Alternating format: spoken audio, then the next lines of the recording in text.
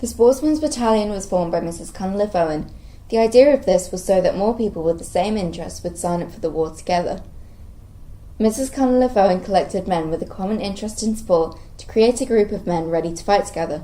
The battalion was part of the Royal Fusiliers, a unit of Kitchener's volunteer army. The battalion contained men of many professions such as chemists, lawyers and architects, and were aged from 19 to 45 years old. It was the only battalion in Great Britain authorised to receive recruits up to the age of 45, thus having an age extension of 7 years over the other battalions.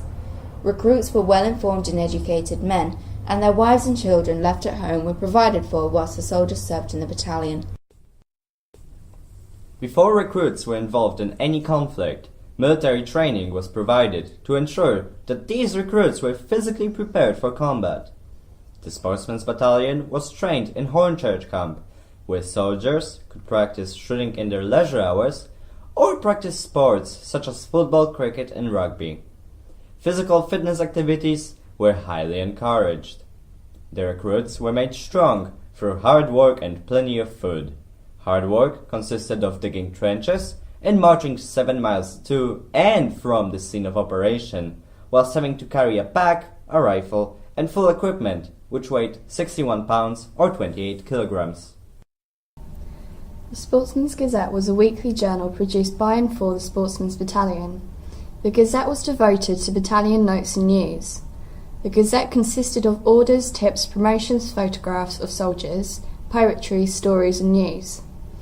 The purpose of the Sportsman's Gazette was to provide a regimental medium so that interesting and topical subjects could be discussed, and also to boost morale. Here is an example of an inspiring poem in the first Sportsman's Gazette.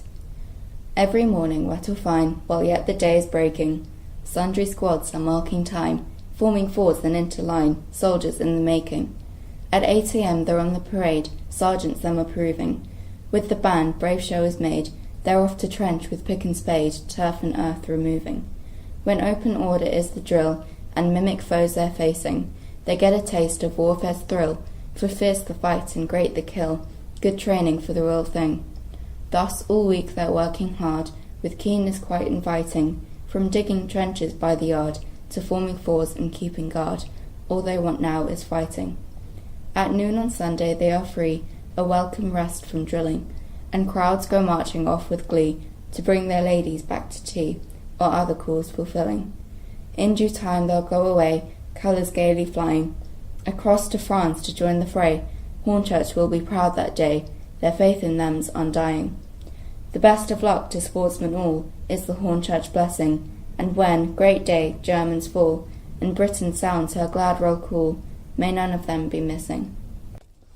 Joseph Henry Hughes was born in 1894 and was aged 20 when he joined the Sportsman's Battalion on the 11th of January 1915.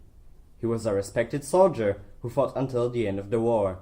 He first left for active service in France on 15th November 1915. On 2nd of June 1917, Hughes was wounded in conflict. However, he made full recovery and returned to the front line later that year. He was entitled to several medals for his service in the battalion, such as the British War Medal, Victory Medal, the Military Medal, as well as a single wound stripe. He received 2 promotions, Corporal on the 6th of June 1916 and Sergeant 1st of August 1916. Joseph Hughes fought in France since 1915 up until the end of the war. They attacked the enemy posts and altogether they captured over 200 prisoners and 50 machine guns, with only 3 officers and 67 other ranks partaking in combat. The operation was described as a striking success, and Joseph Hughes was awarded the Military Medal. This short note was used to describe his actions. He was awarded the Military Medal in October 1918 for conspicuous gallantry at Mont-Saleve near Cambrai, and his work throughout has justified his promotion to Company Sergeant Major.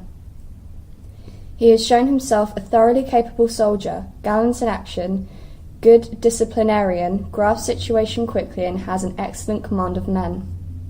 Joseph Hughes survived the war and shortly after married his fiancée Lizzie.